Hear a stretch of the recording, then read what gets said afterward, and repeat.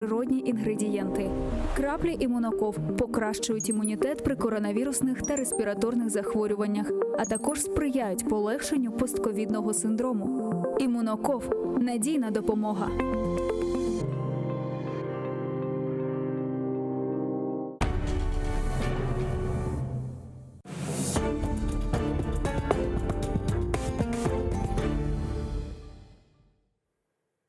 Добрый вечер. В эфире Prime на телеканале АТР. Это время, когда мы обсуждаем наиболее важные для Крыма, Украины и человечества проблемы и беседуем с наиболее интересными, значимыми и действенными людьми.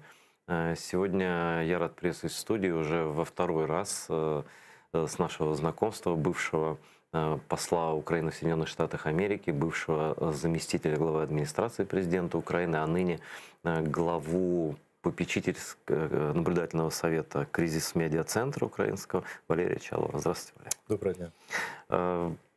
Вот мне кажется, почему-то, многие так думают у нас, потому что устали вот в этой мешанине событий, происходящих в стране, и положительных, и отрицательных, с разных точек зрения, да и разновекторных часто.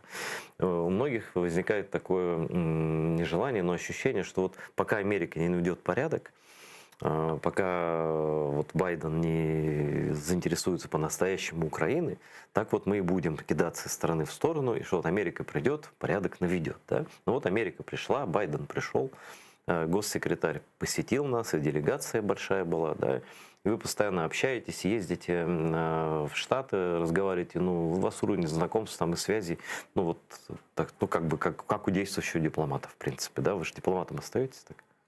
Да. Дійсно, надзвичайний повноважний посол. Да. Не всі, але ті, хто отримав цей статус назавжди. Але знаєте, навіть в моєму зараз статусі краще зустрічатись більш вільно, ніж коли ти посол. Да? Ну, звичайно, коли посол, то ти маєш, в принципі, бути в цих рамках, і в чомусь ти маєш чітко висловлювати позицію, яка скоординована с всеми керівниками в державе. Поэтому с действующими дипломатами сложновато разговаривать. А вот с такими, это как вот сказать по-военному, вы в запасе или как вот это, как это называется? Каков это статус? Никто же вам не диктует, что делать. Який статус. Ви знаєте цю історію. Я просто відчув, що це не мій час, коли я можу показати найбільший результат при сьогоднішній владі. І тому не було ніяких демаршів, я просто є така форма припинити перебування на дипломатичній службі на цей період. Я вже вертався не один раз в складні періоди працювати заступником міністра закордонних справ. І навіть була така історія з секретарем Українсько-російської стратегічної групи, де президенти очолювали. Тобто, я думаю, що рано чи пізно, звичайно, прийдеться працювати на державній посаді.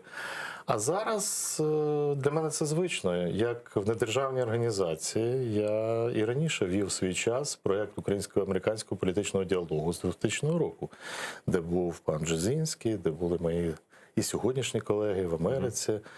Тобто я просто хочу, щоб наші глядачі зрозуміли, Америка – це не тільки Білий дім, це не тільки Конгрес, це не тільки Пентагон. По-перше, є Національна гвардія, яка допомагає нам, Україні, зараз тренує наших воїнів. Зараз генерал Болтон, який мій дуже хороший друг, він якраз очолює цю Нацгвардію. Це не Пентагон? Ні, це не Пентагон, це Національна гвардія. Вони в мирний час підпорядковуються губернаторам, а вже військові... Це вони спасали Капітолій від штурму? Так, Нацгвардія. Але головне, що Нацгвардія в мирний час, маючи всі засоби, в тому числі озброєння, вона має, зараз тренує наших військових. Я їм дуже вдячний за це. Воєнних чи Нацгвардію? Військових, так. Тобто це такі ж військові підрозділи, але в Америці просто вони відіграють свою роль в мирний час також. І я просто бачу Америку набагато ширше, ніж кілька будівель в центрі Вашингтону. Тобто я зустрічався з багатьма губернаторами, я зустрічався в різних штатах, і от все це важливо для нас. І ще один момент. Діюча влада, чому в мене ще трошки інший підхід, ніж у них, про що я заявив в свій час досить відверто. Я вже про це говорив. Діюча влада орієнтується на лобістів.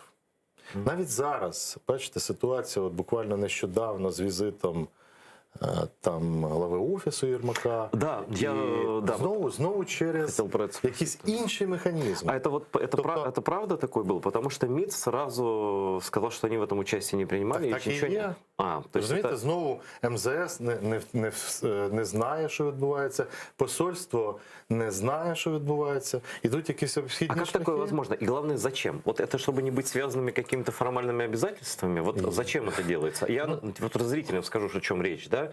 Не все же обязаны следить за новостями. Там ситуация такая, что Радио Свобода показала документ и сообщила своим слушателям, а это Радио Свобода, это государственные медиа Соединенных Штатов, по сути дела, да? Вот, финансируемые Конгрессом. Ну, у них независимые фонды там, но не в этом дело. Вот. И они сказали, что готовился визит господина Ермака. Андрей Ермак – это глава офиса президента Украины. Но что готовил этот визит неофициальный, дипломатический, готовился не под дипломатическим каналом, то есть не через посольство, не через Министерство иностранных дел, а через частные связи господина Резникова, имя которого хорошо известно зрителям телеканала АТР. У господина Резникова есть друг господин Пастернак, как сообщили. Это я вот просто цитирую, что есть, который является дирижаблестроителем в штате Калифорния. И он договаривался о встрече с 15-20 конгрессменами американскими, что не знаю, от каких партий, наверное, от обеих. Вот. И что в итоге должна была состояться визит 16-20 мая, но он не состоялся. Вот постфактум уже Радио Свобода это сообщило, что вот они типа интерпретируют, ну как бы противники президента Зеленского, оппозиционно настроенные аналитики, они пишут, что он типа настолько токсичны такие встречи, что конгрессмены отказались от таких неофициальных контактов. Но это все как бы с нашей стороны комментарий. Я это не комментирую, ничего не разбираюсь, ни в чем в этом. Я вот как раз хочу у Валерия спросить, как это на самом деле все вот происходит? Насправді найгірше, що з цього вийшло, що відмовили українські делегації приїхати в Вашингтон на зустріч. Угу.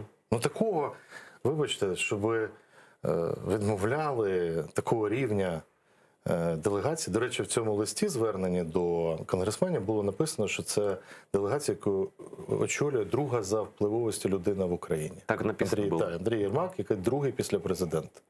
Тобто там найближче, ну що в принципі відповідає дійсності. Але по посаді, звичайно, є питання. І тут складність, тому що я організовував візити глави адміністрації президента, зараз це офіс, але це ж саме, Chief of Staff в Америці. Так, цей візит був. Але для цього не потрібно ніякі обхідні шляхи. Тобто, це була перевірка насправді, тест, а чи взагалі хочуть говорити з тобою у Вашингтоні? І відповідь – ні. То есть, Вот смотрите, разумеете, конкретно під конкретно, не Резников, а саме Я вот понял, Андрей. я просто имею в виду, это была такая, грубо говоря, чтобы не попасть в официальный конфуз, чтобы не получить Да, официального абсолютно. отказа, Так. попробовали, то есть это, в принципе, ну, правильно было с их точки зрения сделано. Неправильно. Це А так би можна було неофіційний робити, отказ получили. Ну, можна робити було по-іншому. Тобто я би робив це зовсім по-іншому. Для того, щоб зрозуміти настрої, не обов'язково входити вже. Це ж чому виникло? Тому що один з конгресменів віддав лист журналісту. Ну, в Америці це дуже прозоро все. Ти нічого не То есть сховаєш. там ничего не спрячешь. Нічого не сховаєш.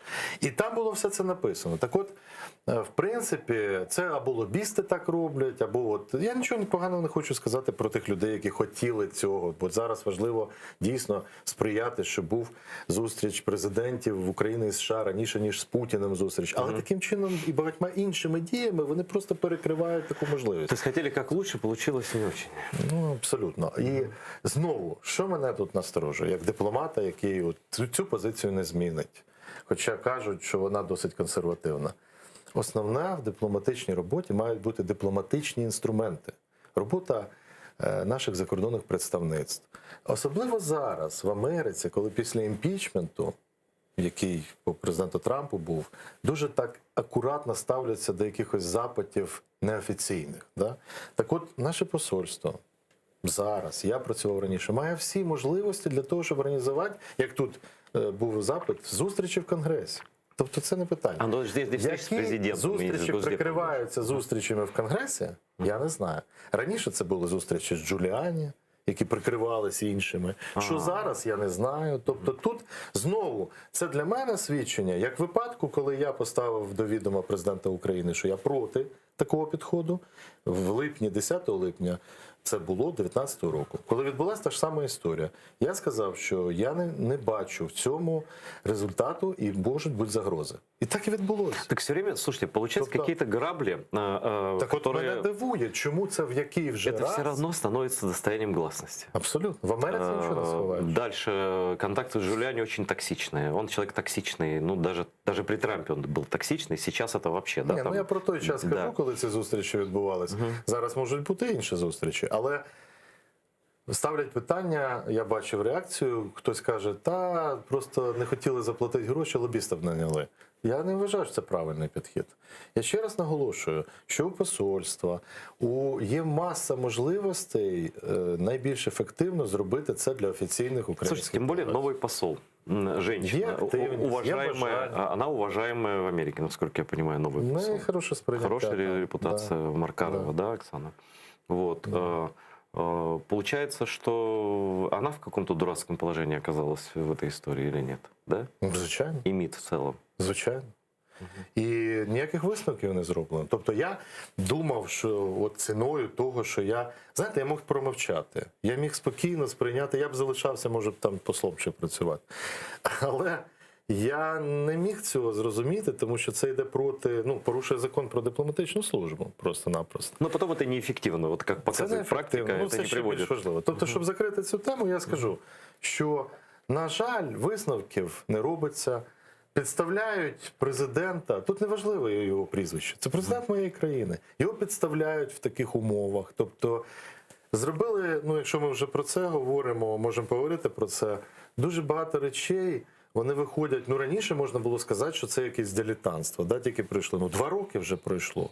І є МЗС, який, в принципі, працює професіональний, да, активніше. достатньо. Хоча да. там до сих пір американський напрям концентрує Банкова на собі, створили вже якісь інструменти. І у вас немає ні візиту, немає зустрічі президентів, у вас немає навіть можливості главі офісу поїхати в Америку, поговорити на своєму рівні. От проблема для України в цілому зараз. Тут мы сейчас дойдем до таких выводов, что проблема исключительно в Ермаке, в фамилии Ермак, и, в этом человеке. Ні, всі питання вирішуються в зовнішній політиці. Не треба шукати прізвище нижче, ніж президент. Чому?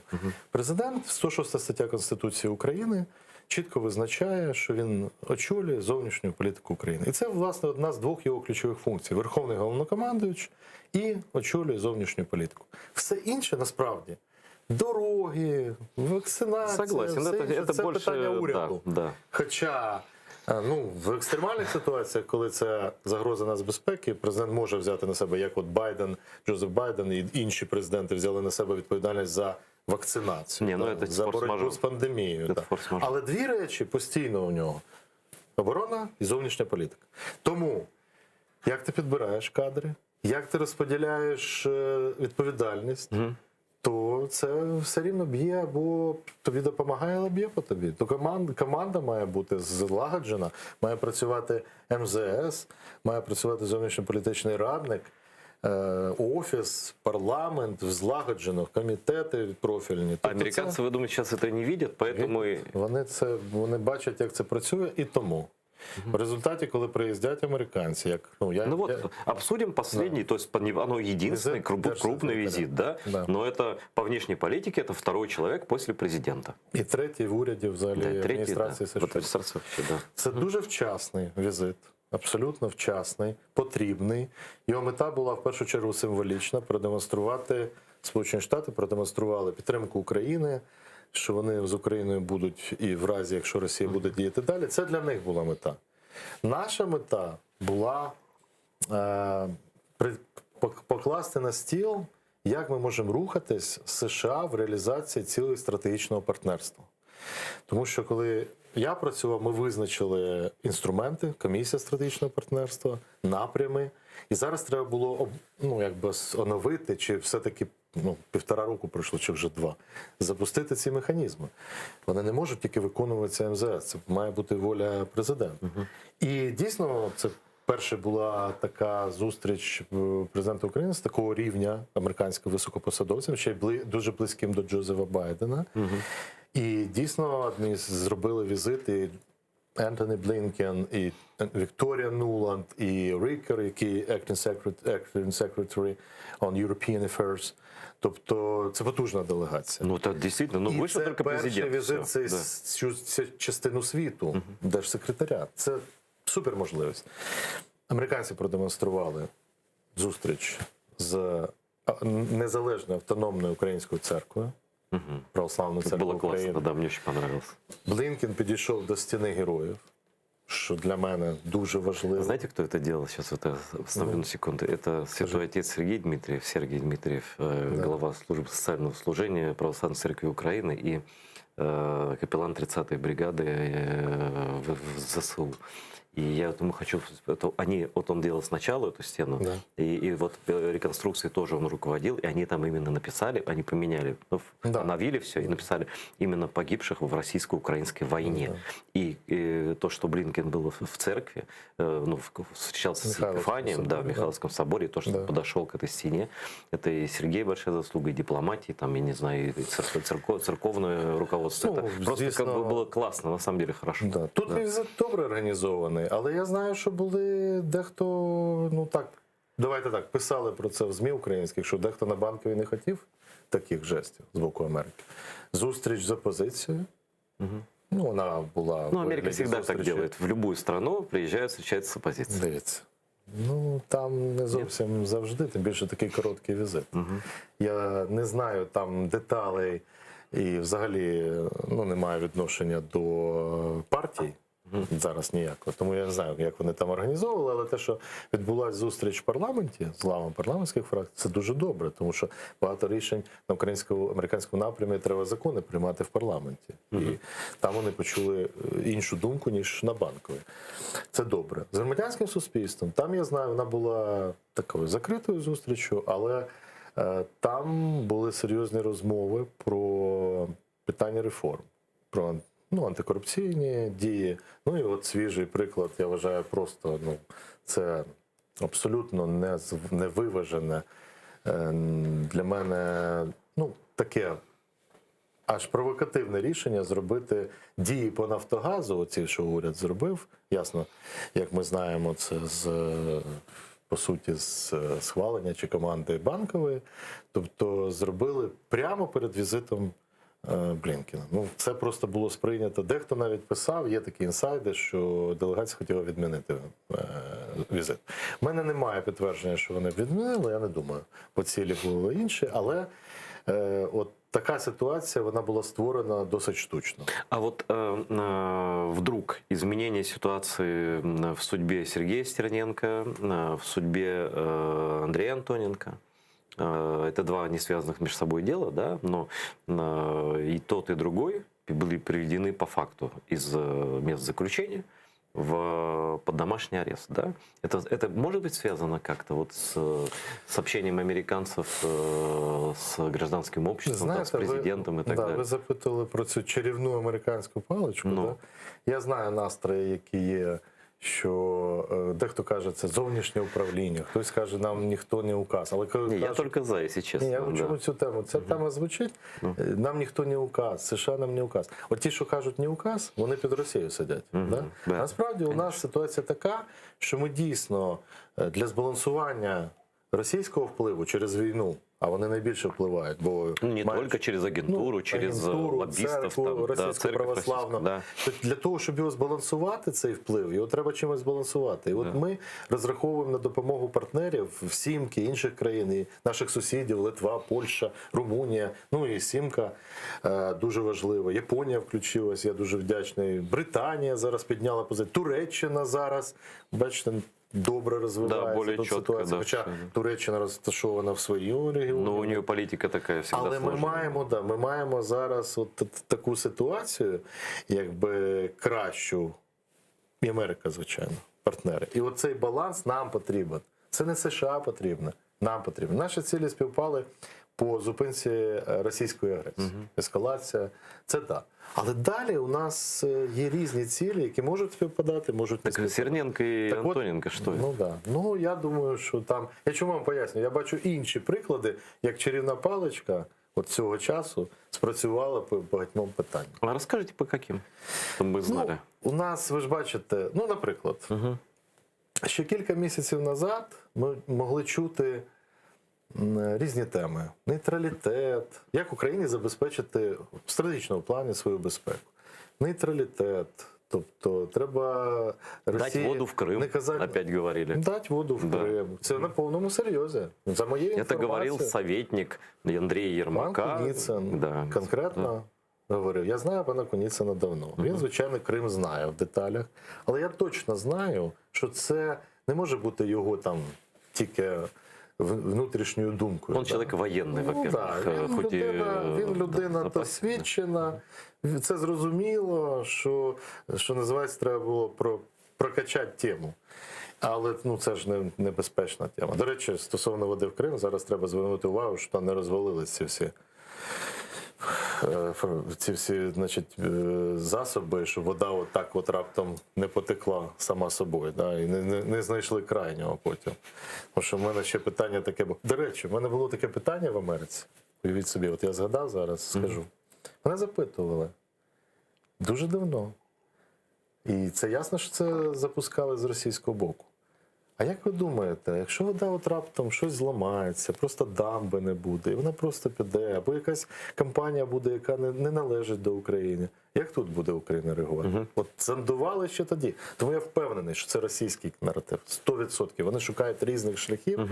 І коли наші підіграють цьому, я категорично думаю, ну, по-перше, ми проти цього, а по-друге, треба це відзначати всім причетним структурам. А якщо це звучить з Банкової, А как то это может быть, когда президент, он хозяин Банковой, это его став, это его персонал, да? значит, Причем такие- даже не конституционный, это его личный офис, да, и он правильно называется офис, да, это его помощники. Ну, звичайно. И когда он лично и решениями, там, заявлениями представительства президента ВРК, сам лично, я не помню, лично говорил, по-моему, говорил, и те, и эти, и другие, третьи министры говорят одно, а потом выходит сотрудник личного офиса президента, советник главы, и говорит совершенно другое. Как это понимать не только американцам, а как нам это понимать вообще? Ну, по-перше, от ми говоримо з вами про питання, що відбулося за цей час. Так от такі розмови, Больше такі всього. коментарі Больше були не буде. раніше. Больше не будет такого. Ну, побачимо, але по стратегії забезпечення. Нейтралітет, вода в Крим. А зараз уже пішло, ви ж бачите риторику. ПДЧ, НАТО. вступ до Да, НАТО. ПДЧ, да. Тобто, Когда? в принципі, Да. це якби відбулося так різко. От начебто все йшло. Я Але заметив так, це. щоб це звучало на рівні президента, ну це добре. То есть, наверное, Це это добре. американские дипломаты, они умеют говорить, ставить вопрос с ребром, но там вы определитесь, куда вы хотите Ні, и с какой вони скоростью. вміють Умеют, ставити да? питання. Да. А как вообще происходит с американцами переговоры? Они говорят общими словами или они могут прямо сказать, сделайте это, это, это? Знаєте, дуже залежить від довіри. От, наприклад, коли в мене була довіра встановлена, я міг з американцями говорити більш відверто, і вони зі мною на складні теми. Але якщо говорити про наше партнерство, то у нас є конкретні документи. У нас є зобов'язання, як правило, так відбувається. От Україна, нам потрібна підтримка збройними технікою, там, тренінгом. Ну, джавелинами там, да. Наприклад, джавелінами. А, ви хочете підсилитись джавеліни, це, звичайно, в Росії було сприйнято не пущать. От, до речі, як про НАТО зараз хороший момент. Ні, ніяких джавелін. Ви що? Це ж летальне озброєння. І американці так, ну, дійсно спровокує, далі буде кроки з боку Росії. Але ще причина є. А чи ви забезпечите, щоб ці засоби не потрапили Росії? Раз. Через корупцію, можливо, через просто куплять. Да, Через агентуру, через коррупцию, через как агентуру. угодно, да. Чи у вас надійна контррозвідка, чи ви можете забезпечити це? Як ви будете використовувати? Чи у вас є можливості ефективного використання? Чи не буде ексцесів, ну, умовно, щоб там десь хтось не пульнув там не туди, куди не по танку, а кудись в інший бік? Показали це, можливо? На рівні політичному досягли рішення, що який сигнал буде Росії посланий? Зробили. І не треба цього боятися. Вони готові йти настільки далеко, наскільки ми можемо показати. Да. Свою надіжність. І далі у нас пішло, да, далі пішли закон. І от ми говоримо, нам потрібна підтримка така по військовій лінії. Зараз, яка риторика у нас звучить? Американці нам допоможуть. Бо це ж, ну, наша спільна справа. Ну так воно не працює. там 125 мільйонів, безумовно, Пентагон дасть. А інші гроші, по лінії Пентагона половина піде, тільки якщо ми виконаємо так звані conditionalities, ми самі їх на себе беремо. І тоді вони питають, ну що, ви хочете отримати цю підтримку? А ви зробили реформу СБУ? А ви забрали непритаманні функції в СБУ економічні? Окей. А ви, ну, ще не зробили. А у вас є повністю введена імплементація закону про закупівлі, зовнішні закупівлі?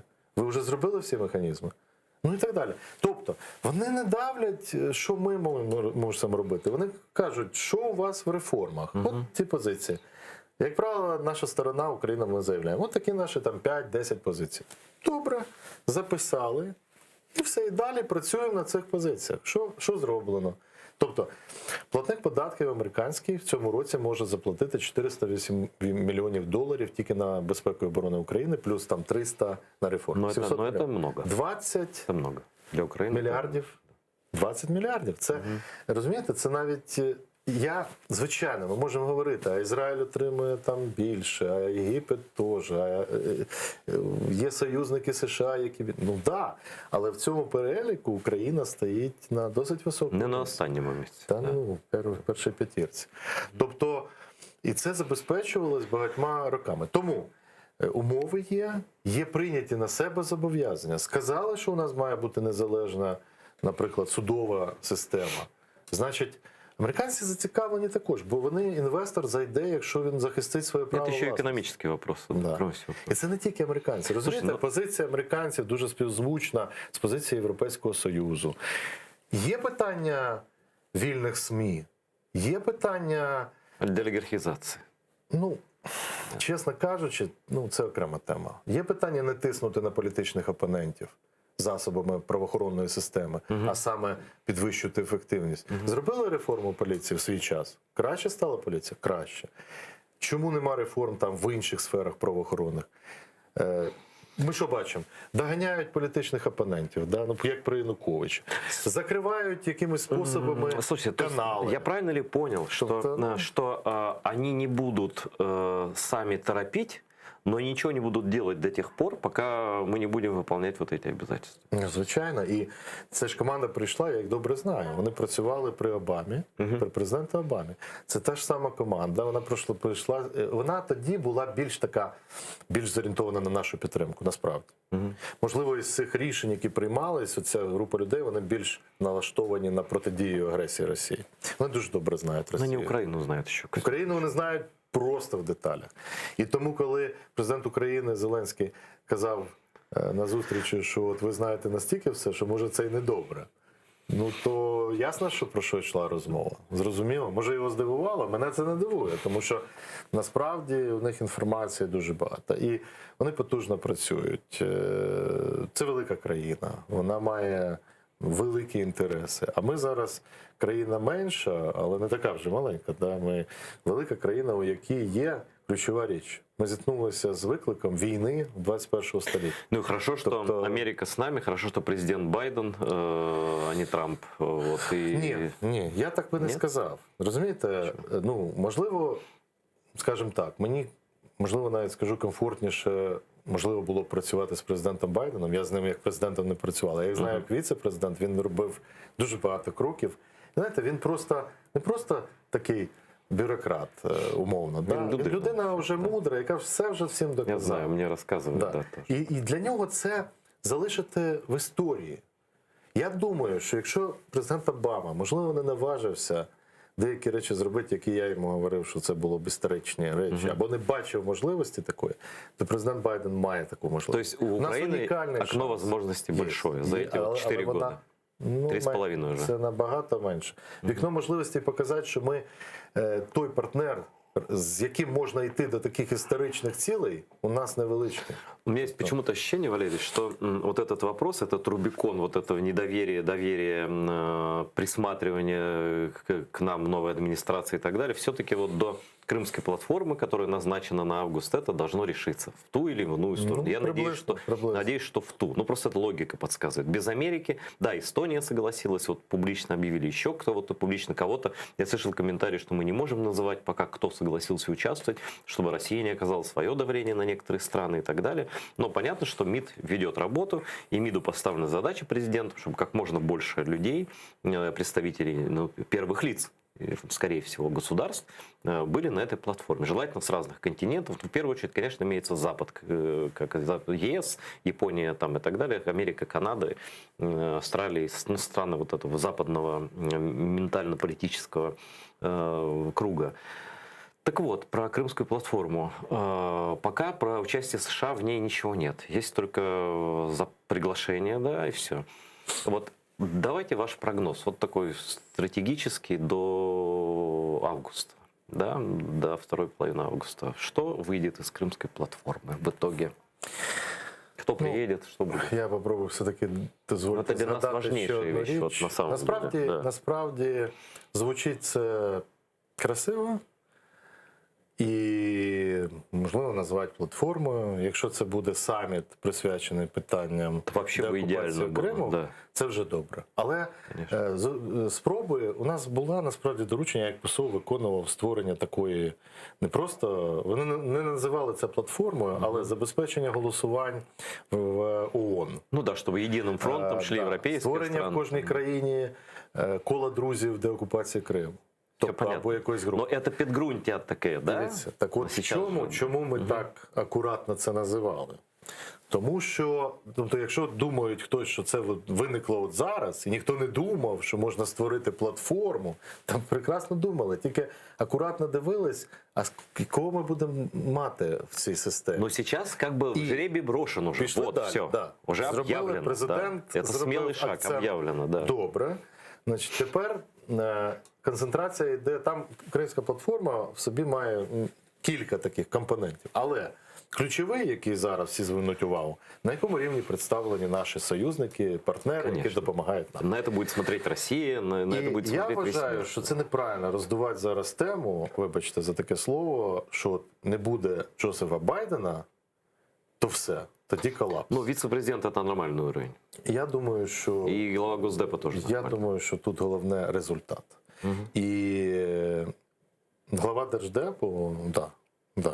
Тому не треба очікувати, ну, скажімо так, я думаю, президент Байден може приїхати тільки в єдиному випадку, на мій погляд. Якщо ескалація, кроки з боку Путіна, подальшої ескалації, тоді він особисто може демонструвати позицію вже тут безпосередньо. Ну, я сподіваюся, що такого не буде, а якщо буде, що не можна виключити, це буде пізніше. Тобто там навчання в вересні, тому я думаю, в серпні навряд чи це буде. Тому, скоріше всього, делегація буде високого рівня, але не президент Сполучених Штатів. Нічого страшного. Головне, щоб це не завершилось одним тільки самітом. Тобто, бо називають так платформа, а насправді там компоненти, звичайно, є різні кола, але головне це найвищий рівень рішення на офіційному рівні. Яка позиція? Ну, от в Америці позиція не визнавати там Ну, это же вот это, анексії, как это чи называется, тезис illegal Помпео, или как это называется? Да, декларація Помпео. Прошу. До речі, Да. що дуже важливо, зараз я спілкувався там з своїми знайомими конгресменами, то та ідея, яку ми просували, визнати на законодавчому рівні ще неможливість. Не просто Госдеп на исполнительном уровне, а Да. Конгрессом. Закон Конгреса, де нікому не можна в майбутньому визнавати окупацію Криму Росії. Ну і анексію, по суті.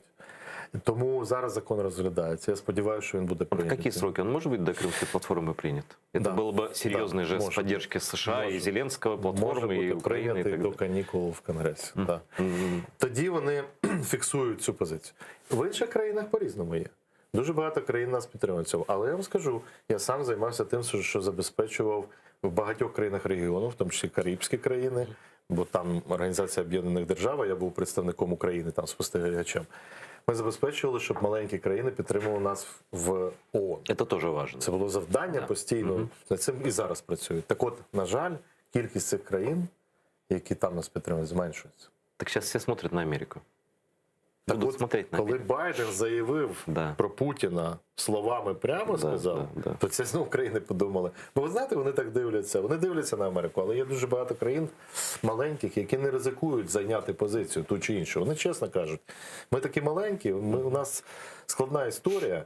Ми не можемо там от стати з вами проти там когось. Але тим не менше, дипломатична робота дозволяє це робити. Так от, і ця робота має продовжуватись, і нові нарощування, і нові судові позови.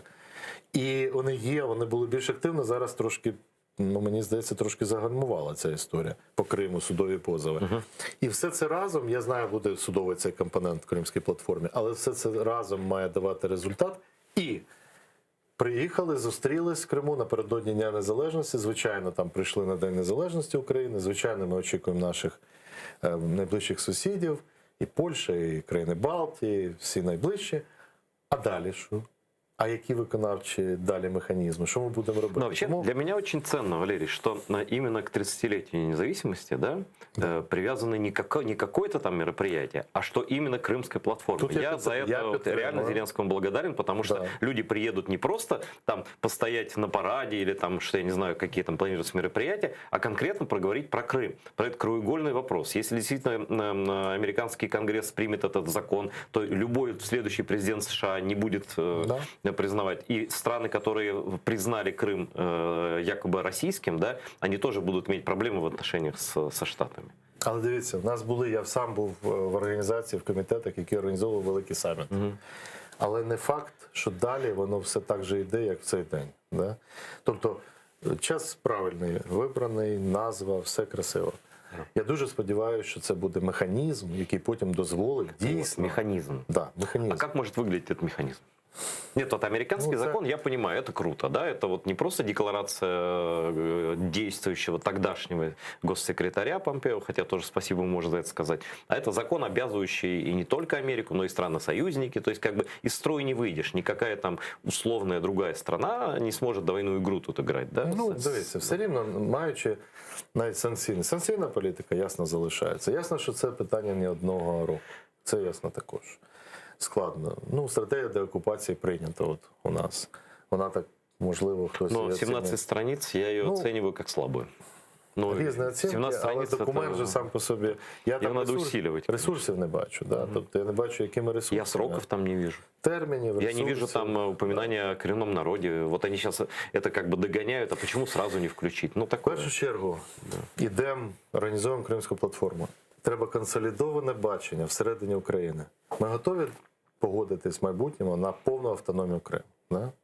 Причем полная автономия. Это автономия на в составе Украины все равно. Це значить не автономія, а культурна. Нет, давайте автономія. будем четко. Не на культурную, а на национально-территориальную автономию коренного народа крымских татар в составе единой Украины. Є Вот таке так четко. рішення Да. от, офіційне, на рівні парламенту. Тобто, якщо ще не признали законом корінний народ. Ну вот, законы поданы, они будут рассмотрены. Будуть запитувати. Да. Далі. Як ви зараз в умовах тимчасової окупації Криму російської і те, що називається незаконної анексії, ну ми називаємо спроби анексії, як ви забезпечите свободу мореплавства? Чи є у вас достатньо засобів для того, щоб тут унеможливити подальші кроки з боку Криму? Крим перетворюється, ви знаєте, це не тільки на базу Росії. Ядерні, об'єкт, де можуть бути ядерні розташовані Може бути і вже. Носії вже там є ядерні. Там може бути реально на добу боєголовки. І колись Мустафа Агаджемельов казав, що там от спостерігається відновлення і розконсервація радянських складів ядерної зброї. Я так дивувався, ну, я вже схильний вірити в це. Тому да, що, нет, а все, что говорит Мустафа Ага, в итоге я довіряю, тому, правдой. Да. І це дійсно небезпека велика. Тут мова йде про два кроки. Як зараз зупинити подальших дій Росії і як далі деокупувати Крим. І які ресурси ми можемо задіяти, яким чином це все буде відбуватись. Тобто, насправді, дуже багато питань і складних питань. То есть вопросов гораздо больше, чем ответов, а времени на ответы остается 3 месяца. Але є одне питання, яке можна виконати. Найкраще підготуватись з свого боку. А значить, активність влади перед Кримською платформою має бути максимальна по кримським питанням. Все, де є можливість просунутись, заявити позицію, інформаційна робота на Крим, робота по збільшенню потужності військово-морського компоненту, ну, військова складова, протиповітряна оборона з цього боку.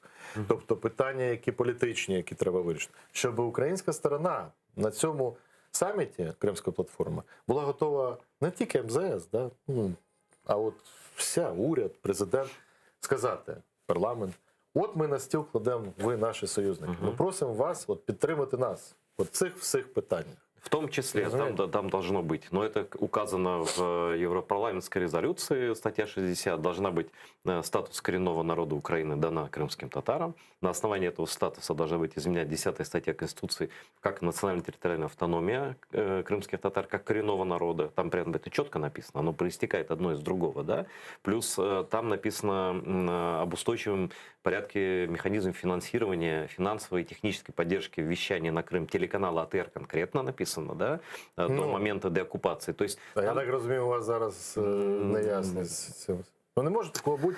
Розумієте? Ну как вот можно прийти к крымской платформе с этими открытыми вопросами? Не можна Что будете прийти делать с этим, с этим, с не этим, можна с з этим? відкритим питанням по АТР прийти до кримської платформи. Ну тоді, ну про що говорити, розумієте?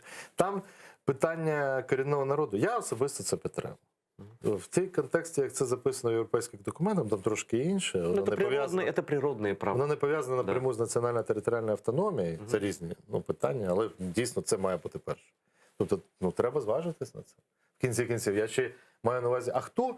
Ну от просто, да, можливо, був період в Україні, коли можна було по-різному на це дивитися. Але зараз, коли кримські татари, вони дійсно є ключовою, в країні вони точно стоять на позиції українського суверенітету. Когда 2/3 вигнані Росії. Да. Тобто це просто історична місія. І в історії треба йти, наважуватись на якісь сміливі рішення. Знаете, Валерий, Зеленский же Владимир Александрович говорил, когда у него, не помню, кто спрашивал, зачем вы идете во власть.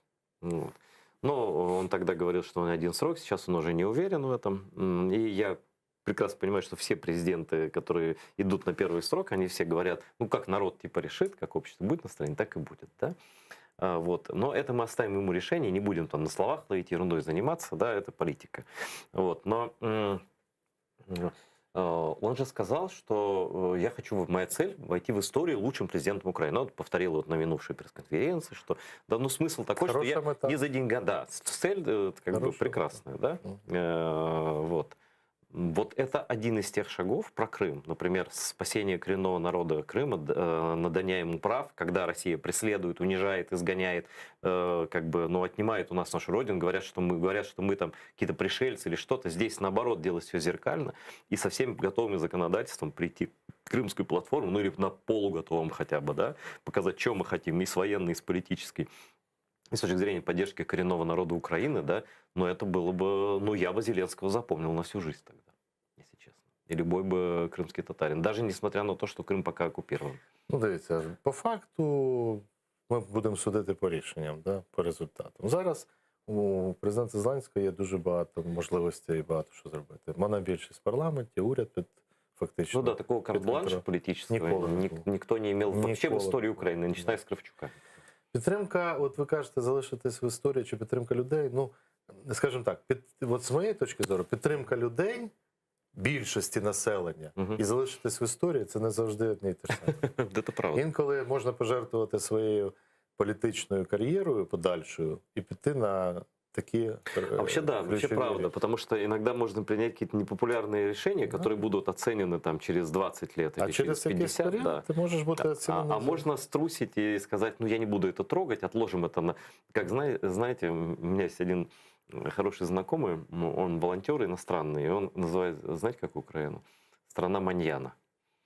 То есть завтра, вот это, да. Ну да, є такий момент. І ще один є момент. Ніколи нічого не виникає з невідки, скажімо так. Воно звідкись виникає. І зараз, ну, те, що насторожує, що якось пішли, ну, нова влада, там діючи сьогодні, вони сказали, що з нового аркуша от ми все будемо робити.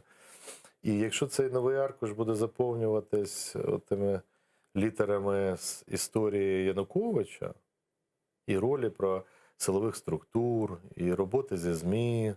Якщо так це буде, ну, тоді шансів немає.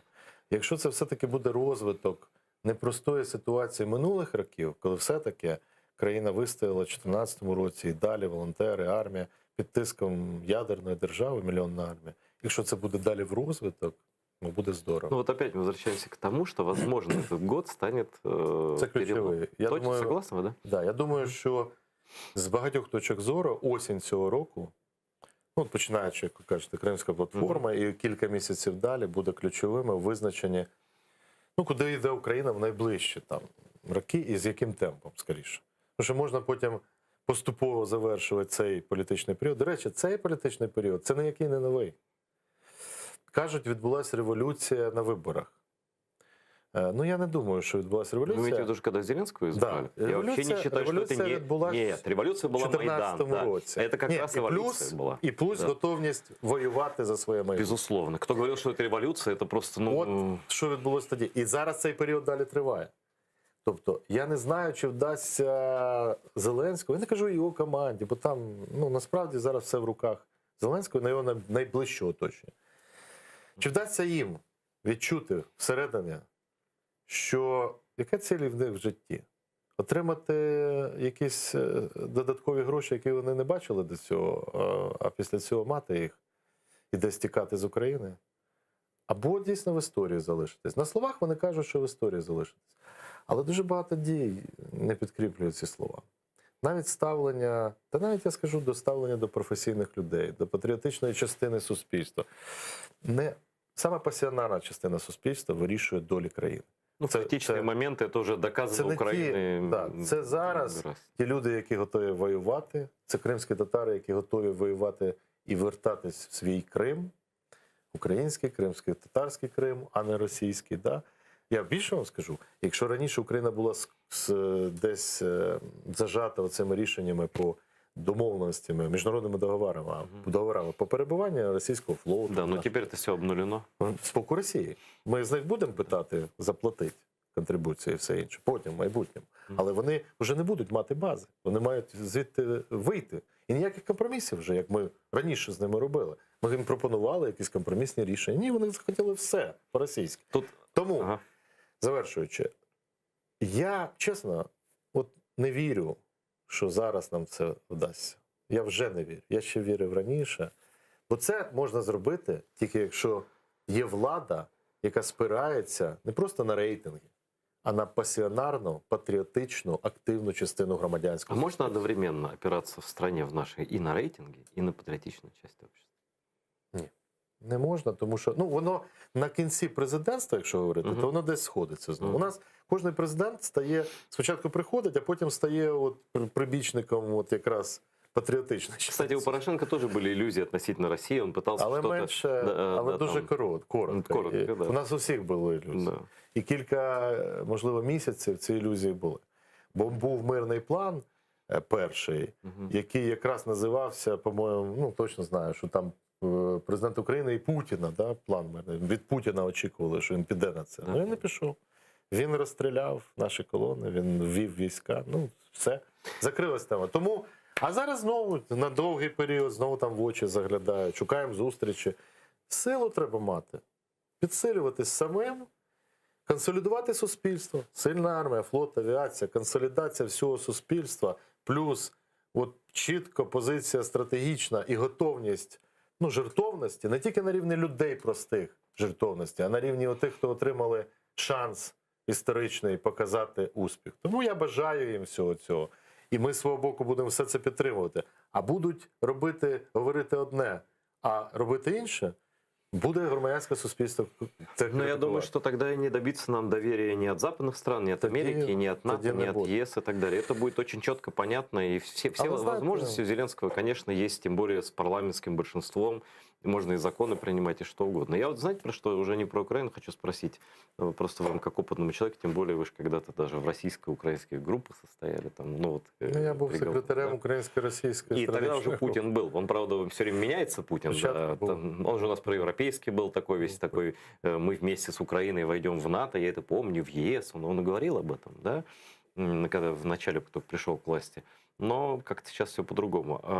Вот это обострение, которое в итоге, ну, как-то какими-то усилиями оно спало сейчас, это давление у границ вооруженное. Может такое повториться? Пойдет ли на это Путин? И если да, то в каком случае? Ну, воно насправді не спало, тому що на цей період ще фактично основні війська, контингент не виведений і техніка залишилась. Фактично створений плацдарм, який може був використаний при На самом деле, підсиленні это 2 дня в любом раскладе. Ну, да. да. То есть Тут уже даже військові если знають. совсем отвели, там, типа, Але там, да. один із сценаріїв, я не бачу можливості утримати там половину країни, як вони колись думали, але зайти на територію України вже для нас вже це реалістичний сценарій із можливих, бо ми вже бачили це раніше. Тому, але для цього потрібно мати от там до 100 тисяч і плюс. Вот я, кстати, забыл спросить про Северный поток. Я закінчу вот, з это- ескалацією. Да-да. Значить, проблема дуже ж стратегічна. Ми починали з вами говорити, а як забезпечити систему безпеки, щоб з Росією можна було далі співіснувати? Бо все рівно це велика країна, велика. Я впевнений, що там раніше-пізніше режим зміниться. Так? Але якщо Україна буде в системі безпеки НАТО разом, і кордон буде чіткий, а не така сіра буферна зона, що й дозволило Росії грати з цим, десь заходити, не зразу відреагували. Коли Україна вступить в НАТО, війни не буде більше. 100%. І тільки оця розмита ситуація, якщо вона буде Надає тривати шанс довго, Путіну. і тут українське суспільство, воно вже більш консолідовано. Крім тимчасово окупованих територій. Але в цілому оця консолідація по напряму руху до НАТО, до ЄС, на Захід, вона вже є. По Северному потоку есть ощущение уже, что его все-таки достроят, что он все-таки будет работать, или не будет, или достроит, но будет работать не так, как хочет Путин. Вот это же такая тоже точка, не разлома, но точка напряжения между частью стран Европы, ключевых, причем Германия там и так далее, и Соединенных Штатов, что на руку, конечно же, Путину, который не зря туда этот поток запулил, чтобы Украину вывести из игры. Ну, такое. Вот чем это в итоге закончится? На ваш взгляд. Дійсно, це не в інтересах України, ні з точки зору Нет, загроз. в нашем интересе бы его вообще бы не было. Это идеально было. Так, але дивіться, з іншого боку, у нас Південний потік пішов, і це теж обхідний. Але все рівно тут є ще фінансова складова, бо Путін таким чином підриває енергетичну безпеку Європи. Тобто він може грати тоді, розділяти європейців. І, в принципі, там ЄС зараз уже так дуже обережно про це говорить. Франція теж поміняла позицію. Німеччина Да, хоче там Германия отримувати. просто... І да. що відбувається? У Німеччині, от зараз маємо трубу 95%, там майже збудовано. Да. Позицію Штатів, яка зараз при новій адміністрації, з одного боку санкції персональні до керівника там, чи до самої компанії Nord Stream 2 змінилась, але з іншого боку всі дії проти тих, хто добудовувати хоче, вони залишились. Тобто така ще гра, вона ще не завершилась. Не завершилось, да. Так от, навіть труба є, да? Там, добудували, що вирогідно, я думаю, вирогідність висока. Бо Росія готова вкладати будь-які Ну, ресурси. еще и Германии выборы, и это тоже надо учитывать, да. Але зелені ж проти. Зелені кардинально проти цього. А они, кстати, самые А нероссийские. вони зараз, между а у прочим. них зараз найбільший рейтинг. А може ми будемо мати Наоборот, да, ситуация. Ну, кстати, зеленые это удивительная история. коаліцію в Бундестазі Да. з їх участю. Тоді зразу ця вся історія змінюється. Тому побачимо восени остаточно на цю. Але при тому Україна з свого боку, я мушу сказати, робила дуже багато для того, щоб скоординувати дії з Штатами, щоб не допустити цього потоку. Але, звісно, тільки Сполучені Штати можуть вирішити це питання на їх рівні. А как вы думаете, чего Путин хочет от встречи с Байденом? Вот, скажем так, его план максимум. Я з того, що бачив і з ним говорив, я розумію так. От головна його мета. Була холодна війна, було протистояння, ядерне все, але було фактично, мир був. Да? Хоча який там мир, якщо скільки епізодів. 30 років от після того, як впав Берлінський мур, зробили домовленості, було ще, в принципі, спокійніше, да, коли таке було. А давайте вернемо так, щоб от вирішували долю світу, от ви і ми. Это помните, как португальский король и испанский в 1380 каком-то году поделили мир как арбуз. Вот, правда, они не знали, что он круглый еще пока. Да. Вже як кавун не розділить, бо що залишилось у Путіна? До речі, це брязкання зброєю і оці всі маневри, це вже останній аргумент. Все. То есть это истеричная Більше, вещь такая. ну, це Ну, останній дальше аргумент. идет только война. Дальше Дальше нема. йде Ні, тільки війна, я кажу. Війна вже є. Ні, Війна ну, вже є. по всьому Війна в фронту, я Україні, маю в війна виду. в Сирії. Ні.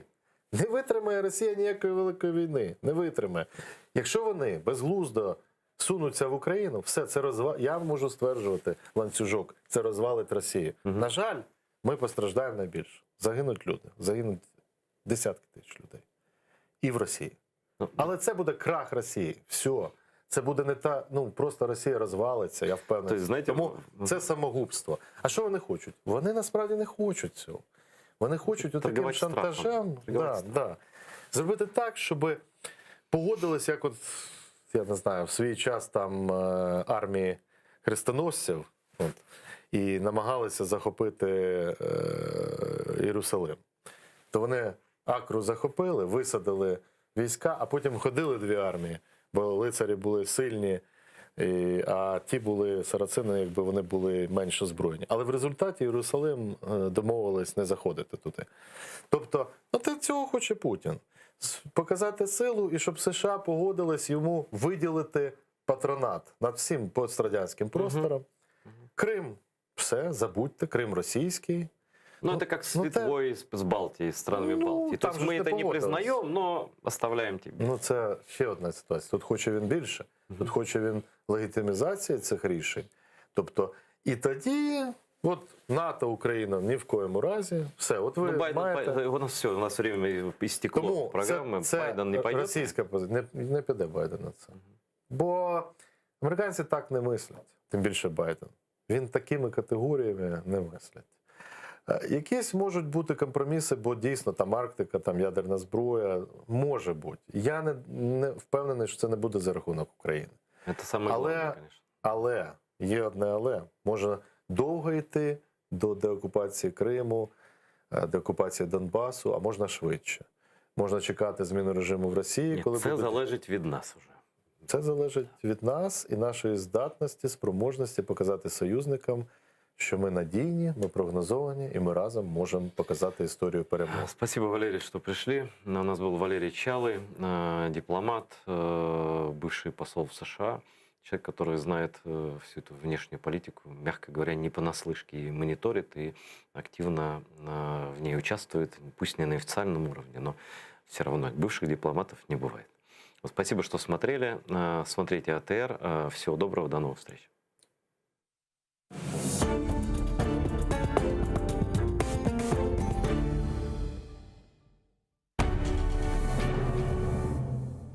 Ізраїльські вчені створили унікальний засіб, що містить природні інгредієнти.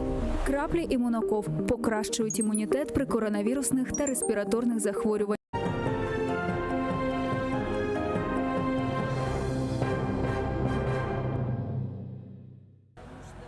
Айдыр Аблякимов Ханизбетен чакмаганлык давасы черчебесинде гызлы шаат ишгалжы кувечи айтканны текрарлап судакнан ишгалжылер махкемесинде суаллерге жавап берген. Мабусна номер аркадашы Айша Аблякимова айтканына көре, о махкеме коридорунда шаатка не айтмак керек болганы аңлатылганы эшитип калган. Ишгалжылер прокурору итираз билдирген, санкидерсин кадынга буну эшитмек үчүн фурсатлар жок эди. Мы считаем, что показания тайного свидетеля, они такие же вымышленные, как и те письма, которые якобы были направлены моему подзащитному Дадажанову Мумиджану. Кечкен сene августун 31-ында ишгалчыларынын кубечилери бирден Судак шери, Ички Весейтлер районунда 4 кырым татары Айдыр Аблякимов, Ридван Умеров, Айдыр Кадыров, Энвер Топчынын эвинде тинтүүлөр кечирди. Эпсini ИГИЛ сыраларына кошулган Насылдыр Умиджон Дададжанов эле ижтимаий агларда жазышкан акында Русия укук коружу органларына хабар этмегенлери үчүн кабаатлай. Кеченлери Ички Весейтлер районунун ишгалчылар махкемеси Энвер Топчиге 100 000 рубль, Айдыр Кадыров хайсе 30 000 рубль пара жүремесіне белгіледі. Қабатлайжы тарафынан суаллеріне жевап беріп, эмайжы тарафынан суаллеріне жевап беріп оламаған. Русияның Жөнеберби махкемесінде 2019 сенесі март айында Ахмеджите тұтылып терроризмде қабатланған 25 қырым татарының давасы бойынша гызлы шаатны сұрғыдан кечірі башлаганлар. Убуйы группаны ишгалжылер бешер инсанға болды. Кеченлері Раим Айвазов, Риза Изетов, Ремзи Бекиров, Фархот Базаров и Шабан Умеровның давасы бақылмасы девам етті. Гызлы шаат озыны Хаджи Муратов кыбы танытқан. Адвокатларның бір чоқ суаллеріне жауап бермеген санкидерсін базы вақияларны ұнытқан. В ходе самого допроса данный свидетель, в принципе, ответил на вопросы государственного обвинения, по сути, подтвердил ту легенду, я иначе назвать ее не могу, которая изложена в обвинительном заключении. Как только начался допрос со стороны защиты, свидетель на подавляющее большинство вопросов отвечал, что он не помнит, поскольку время прошло достаточно много, не знает, либо ответ на этот вопрос может повлечь раскрытие подлинных данных о его личности.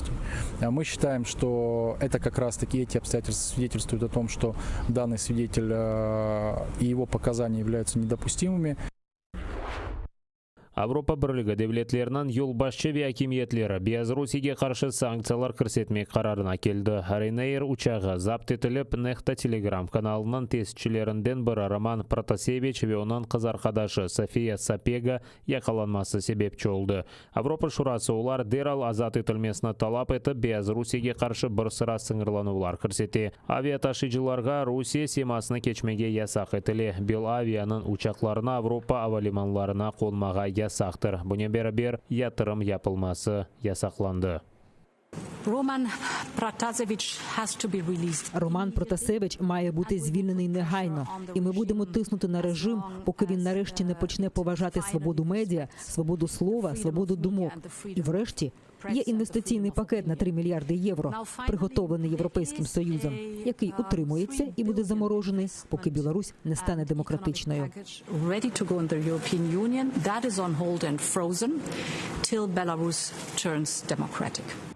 Бүгін Украина Беларусия арасында да ұшышлар тоқтатыла. Бөле қарар Назирлер Шурасының топлашуында қабыл етілді деп хабар етті Украинаның баш назирі Денис Шмигаль. Держприкордонслужба також отримала доручення припинити оформлення пасажирів, які прямують з Білорусі або в Білорусь у митних пунктах аеропортів. Ситуація з примусовою посадкою літака компанії Ryanair у Мінську є порушенням Конвенції про міжнародну цивільну авіацію. Рішення нашого уряду спрямоване на забезпечення безпеки польотів і пасажирів. Жауап olarak Украинаның тышышлері Назирлігі Беларусьеден наразылық нотасын алды. Беларусьенің танылмаған акимиеті мемлекет қыршауға алынғаны үшін итираз білдіре. Санкидерсін Беларусьелер Украин курортларында ратланып оламайжақлар. Америка Бірлескен Девлетлерінің президенті Джо Байден башқа девлетлер көрсеткен санкцияларға қошылмаға азыр олғанны білдірді. Сарайда Ryanair ұшағы мejбурен қондырылмасы үшін итираз білдіріп, Лукашенко режимінің эпос-эсерлері азат етілмесіні талап еттілер. Це було шокуюче – перенаправити літак з рейсу між двома країнами ЄС з очевидною метою заарештувати журналіста. Це є нахабною атакою режиму на міжнародну свободу, мир і безпеку. Ми вимагаємо негайного, міжнародного, прозорого розслідування цього інциденту. Ми на постійному зв'язку з нашими партнерами через різні канали ЄС, НАТО та інші. Роман Протасевич Минскның тақиқат изоляторында тұтылмақта. Бұны Беларусия ішкі ішлер Назирлігінің спикері хабар етті. Кеченлері ijtimoiy ағларда Протасевич ile шығарылған видео пайда болды. О Беларусия пайтақтында олған қалабалықларына тешкіл еткенінде қабатыны таны. Беларусияның танылмаған акимиеті кечкен сене август айындан берлі кечірілген наразылықларына акимиетке қаршы акциялар деп адыландыра. Наразылықлар өткерілген аққында хабарлеріні Роман Протасевич идаре еткен Нехта Телеграм каналы да айнылатайды. Аққорчалайжыларының версиясына көре Беларусьеде 35 биңден зияде наразылық иштиракчысы тұтылды. Биңден зияде жинайдава башлатылған. Ишгалжылер Пивничный қасабасынан Мескен кварталына тешке тұтқан ишгал етілген Горловка живарында душман күчлері Русияде япылған Фагот ракета комплекслеріні құлланған. Ракеталарының бірі гараж кооперативіне түшкен, екіншісі Мескен Евге. Ол штабында хабар еткенлеріне көре зарар көргенлерге қама мүлікке бір чоқ зарар кетірілген. Ишгалжылер жебенің дегер қысмында да майын, граната атыжы тіртібатларына ве құршун атыжыларына құлланмақта. Украин мудафачылары қаршы атыш ачы провокацияларына тоқтатмаға мejбур еткен. Истихбаратның версиясына көре душман күчлері яңа позицияларына пекітіп, ишгал етілген территорияларға яңа сила кетірмекте. Минулого тижня через неконтрольовані ділянки державного кордону України на тимчасово окуповану територію в Донецькій та Луганській областях з території Російської Федерації завезено нові партії озброєння та боєприпасів російського виробництва. Зокрема, великокаліберні снайперські гвинтівки та понад 1500 тонн пально-мастильних матеріалів. Водночас окупанти розгорнули масштабні інженерні роботи. Агресор збільшує кількість траншей та ходів сполучень у житлових районах на території діючих промислових об'єктів, що наближені до лінії зіткнення. У такий спосіб противник створює умови для прихованого застосування снайперів та мінометних розрахунків.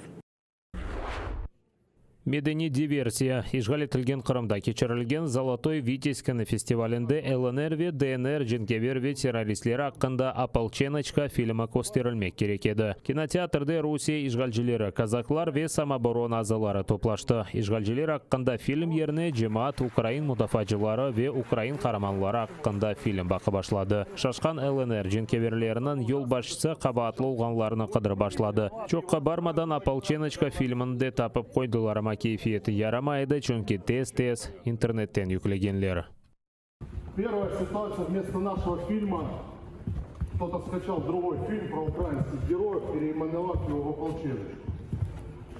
Второй момент: у них экран, не работает проектор, у них села лампа, хотя вчера они еще показывали здесь какие-то другие фильмы. Нам директор кинофестиваля «Золотой Витязь» сказал, это какая-то диверсия.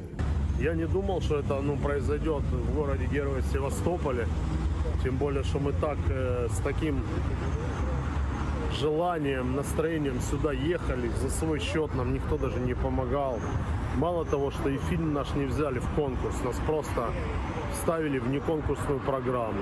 Это очень плохо, очень некрасиво, неудобно.